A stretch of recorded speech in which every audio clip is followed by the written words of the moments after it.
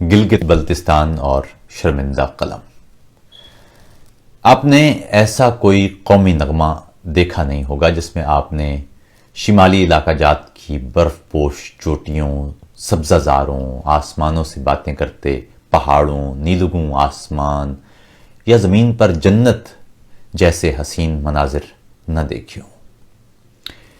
پاکستان میں فطری خوبصورتی کا ذکر ہو تو یہ ناممکن ہے کہ گلگت بلتستان کی تصاویر نہ دکھائی جائیں۔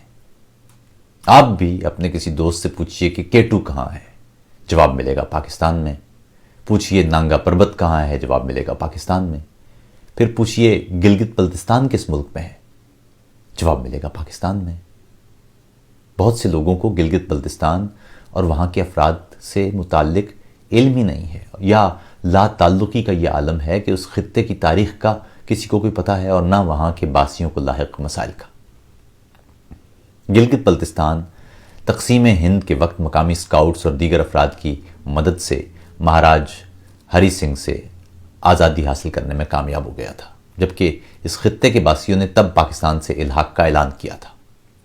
تب پاکستان نے اس پیشکش کو قبول کرنے کے بجائے اسے آزاد کشمیر کے ایک یونٹ کے طور پر ریاست جموں و کشمیر ہی کا حصہ قرار دیا تھا۔ بعد میں کراچی میں ایک معاہدے کے تحت اسے کشمیر کی بجائے وفاق کے انتظام میں دے دیا گیا اور یہاں FCR نافذ ہو گیا، بالکل ویسا ہی سیاہ قانون جیسا فاٹا کے علاقے میں ایک طویل عرصے تک نافذ رہا۔ پھر 70 کی دہائی میں اسے دستوری طور پر مزید کچھ ضم طرح کا قریب کرتے ہوئے یہاں اسٹیٹ سبجیکٹ کا خاتمہ کر دیا گیا، بالکل ویسے ہی جیسے اس وقت بھارت نے اپنے زیر قبضہ کشمیر میں کیا ہے۔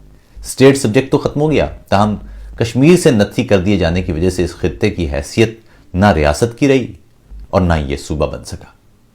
یہاں بعد میں FCR کا خاتمہ تو ہو گیا، مگر حقیقی معنوں میں یہاں FCR جیسا ہی قانون آج تک نافذ ہے۔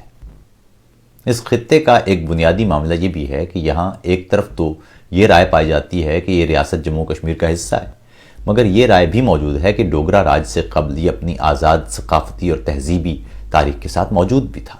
اس معاملے پر یہ تقسیم موجود ہے۔ پھر بعد میں یہاں فرقہ وارانہ تقسیم کے بیچ بھی بو دیے گئے اور عموماً سیاسی بے چینی کی صورت میں اس تقسیم کا بھرپور فائدہ اٹھایا جاتا رہا۔ اس خطے کے وسائل کی لوٹ کھسوٹ بھی جاری رہی اور یہاں بسنے والے لاکھوں انسانوں کا استحصال بھی۔ پاکستان میں کتنے لوگوں کو معلوم ہے کہ یہاں سینکڑوں افراد شیڈیول 4 نامی انتہائی بھیانک قانون کی زد میں ہیں؟ پاکستان میں کتنے لوگوں کو علم ہے کہ یہاں پر حقوق کے لیے آواز اٹھانے والے درجنوں افراد جیلوں میں بند ہیں؟ بابا جانی کی مثال لے لیجئے۔ سن 2010 میں گلگت بلتستان میں عطا آباد نامی گاؤں میں لینڈ سلائیڈنگ کا بہت بڑا واقعہ پیش آیا تھا۔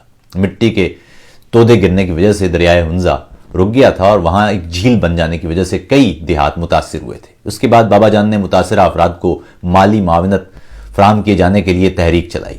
چونکہ یہ حقوق کا مطالبہ تھا، اس لیے نتیجہ وہی نکلا جو یہاں 70 برس سے نکلتا رہا ہے۔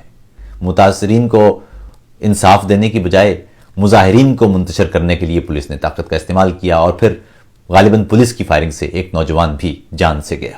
اس کے بعد درجنوں افراد کو حراست میں لے لیا گیا اور فقط احتجاج کے بنیادی انسانی حق کو استعمال کرنے کے جرم میں بابا جان کو دہشت گردی کے جرم میں عمر قید کی سزا سنا دی گئی۔ بابا جان کی عوامی مقبولیت کا اندازہ اس بات سے لگائیے کہ انہوں نے گلگت بلتستان کے انتخابات میں عوامی ورکرز پارٹی کی جانب سے جیل میں بیٹھے بیٹھے حصہ لیا، تو بھی وہ ووٹوں کے اعتبار سے دوسرے نمبر پر رہے تھے۔ پھر یہاں صرف بابا جانی کا معاملہ نہیں ہے، ایسے درجنوں افراد ہیں جنہیں فقط حقوق کے لیے آواز اٹھانے پر دھمکیوں، جیلوں، تشدد اور دیگر عقوبتوں کا سامنا رہا ہے۔ ایک سوال میں خود سے اکثر پوچھتا ہوں اور جواب نہیں ملتا۔ یہ کیا وجہ ہے کہ فلسطین میں ہونے والے مظالم پر لوگوں کو تکلیف ہوتی ہے اور کڑی مذمت دیکھنے کو ملتی ہے؟ بھارت میں ہونے والے مظالم پر تکلیف ہوتی ہے اور کڑی مذمت دیکھنے کو ملتی ہے؟ روہنگیا پر ہونے والے مظالم میں پوری تکلیف ہوتی ہے، کڑی مذمت دیکھنے کو ملتی ہے؟ دنیا میں کہیں بھی کوئی ظلم ہو، کوئی زیادتی ہو، ہمارے ہاں پورے زور و شور سے مذمت سامنے آتی ہے، مگر کیوں ہمارے اپنے ہی ملک میں انسانیت سوزی پر آواز اٹھانے والا کوئی نہیں؟ کیوں ایسا ہے کہ ہمارے لوگوں کو ریاستی جبر کے سامنے کھڑے ہونے کے لیے کوئی تیار ہمارے ہاں نظر نہیں آتا؟ کیوں ہمارے اپنے ہی بھائی اور بہنیں ہمارے اپنے ہی ہاتھوں سے شدید ترین استحصال سے گزر رہے ہیں، مگر نہ حکومت کچھ کرتی ہے، نہ عدالتیں نوٹس لے سکتی ہیں، نہ ہی میڈیا اس معاملے میں کوئی رپورٹ کر سکتا ہے؟ اب آپ بتائیے کہ اقوام متحدہ میں جب وزیر اعظم کچھ روز بعد بھارت کے زیر انتظام کشمیر میں انسانی حقوق کی پامالیوں پر بات کریں گے تو کیا وہ پاکستان کے زیر انتظام کشمیر اور گلگت بلتستان کے علاقوں کو مثال کے طور پر پیش کر سکیں گے؟ اب مصیبت یہ ہے کہ ہمارے اپنے شہریوں پر ظلم ہوتا ہے یا ان کے بنیادی حقوق غصب ہوتے ہیں، اور ہم میں سے کوئی آواز اٹھاتا ہے تو جواب آتا ہے کہ آپ بھارت کے زیر انتظام کشمیر کی بات کریں۔ یعنی عجیب و غریب معاملہ ہے کہ بھارت میں انسانی حقوق کی پامالیوں پر تو بات کریں، مگر اپنے ہاں ہم خود انسانی حقوق کی تباہی پھیر دیں گے، بلکہ کچھ صورتوں میں اس سے زیادہ منظم اور سنگین خلاف ورزیوں کرتے چلے جائیں گے، مگر کوئی بولے نہیں، اور کوئی بولے تو یہاں مفلوج دماغ والے نعرے لگاتے پھرتے ہیں کہ آپ بھارت کے زیر انتظام کشمیر پر گزشتہ کئی روز سے جاری کرفیو پر کیوں بات نہیں کرتے؟ صاحب کر لی بات، اور کر رہے ہیں اور مسلسل کریں گے، مگر کیا اپنے انتظام والے علاقوں میں انسانوں کو تباہ ہونے دیا جائے؟ پھر کسی برادری پر ظلم یا ریاستی جبر کی بات کی جائے تو متاثرہ انسانوں کا ساتھ دینے اور ان کے حق میں بولنے کی بجائے اس ظلم کو جائز قرار دینے کے لیے جملہ سامنے آتا ہے کہ یہ ظلم فقط اسی برادری کے ساتھ تھوڑی ہو رہا ہے، دوسرے علاقوں میں بھی ہو رہا ہے۔ کیا یہ دلیل ہے؟ کیا یہ جواز ہے کہ ملک میں دوسری جگہوں پر انسانی حقوق کی خلاف ورزیاں ہو رہی ہیں، اس لیے کسی بھی علاقے میں انسانی استحصال پر آواز نہ اٹھائی جائے؟ اب ظلم کی حالت یہ ہے کہ بھارت میں کسی فرد کے ساتھ زیادتی پر آواز اٹھائیں تو سامنے سے کہا جاتا ہے کہ آپ پہلے اپنے ملک کی خبر لیں، یہاں بات کریں تو سنتے ہیں کہ بھارت کی بات کریں۔ اور سچی بات یہ ہے کہ یہاں مسئلہ انسانوں کے استحصال کا نہیں، بلکہ صرف یہ سمجھانے کا ہے کہ جس طرح بھارت کے زیر انتظام کشمیر میں زیادتی ہو رہی ہے یا بھارت میں مسلمان اور دیگر اقلیتیں دباؤ کا شکار ہیں، اسی طرح ہمیں بھی انسانی حقوق کی پامالیاں کرنے دیں۔ ہمارے ہاں ٹی وی چینلز پر بیٹھے سابقہ جرنیل کبھی کبھی تو اپنی ہی سرزمین پر اپنے ہی بنیادی حقوق مانگنے والے گلگت بلتستان کے باسیوں کو براہ راست غدار اور غیر ملکی ایجنٹ تک کہہ چکے ہیں۔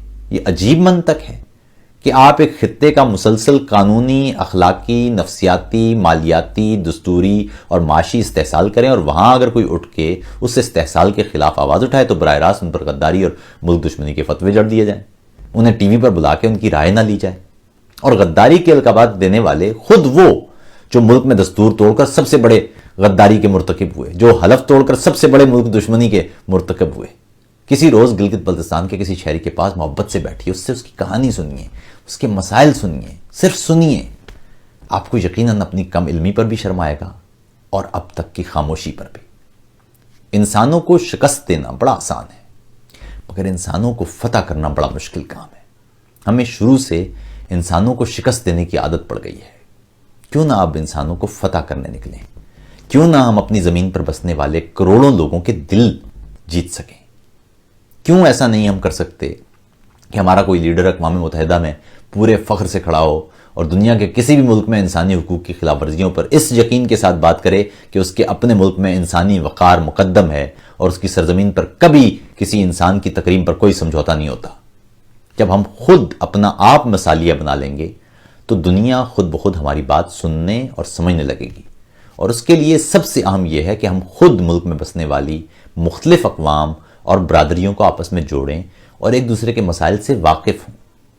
یاد رکھیے کہ یہ بہت اہم ہے کہ ایک علاقے کے لوگ دوسرے علاقے کے لوگوں کے بارے میں کیا سوچتے ہیں، اور یہ بھی انتہائی اہم ہے کہ ہمیں لوگوں کے مسائل اور تکالیف کا علم ہو، ہمیں معلوم ہو کہ لوگ کیا چاہتے ہیں اور انہیں کس قسم کی مشکلات کا سامنا ہے۔ جب ہم یہ سمجھ جائیں گے، جب ہمارے بیچ پل بن جائیں گے، ہمیں ایک دوسرے کے درد کا اور ظلم کا ادراک ہوگا، انسانی حقوق پامال ہونا بند ہوں گے، ملک میں دستور کی بالادستی ہوگی، تو پاکستان خود بخود زندہ باد ہوتا چلا جائے گا، کیونکہ پاکستان پر بسنے والے انسان زندہ باد، پائندہ باد ہونے لگیں گے۔